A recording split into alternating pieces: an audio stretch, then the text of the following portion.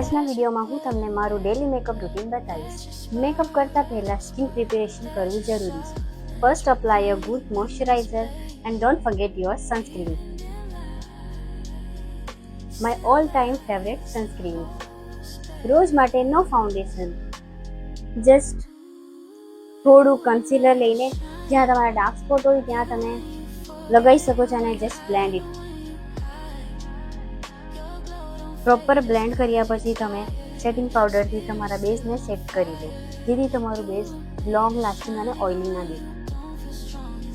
એક જ સ્ટ્રોકમાં તમે જોઈ શકશો. એન્ડ લાસ્ટમાં થોડું હાઇલાઇટર લગાવીશું. યુ કેન સી માં કાજલનો ટચઅપ.